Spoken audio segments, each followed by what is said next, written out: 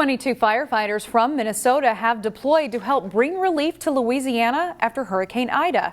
5 of the firefighters are from the Plymouth Fire Department and 2 are from the West Metro Fire Department. The governor had to authorize the 18-day mission following a request from Louisiana. The agreement acts a lot like mutual aid between states. The first responders will provide coverage and protection while local firefighters get rest and clean up their damaged homes. Hurricane Ida hit Louisiana on August 16th as the second most damaging storm to hit the state, right next to Hurricane Katrina.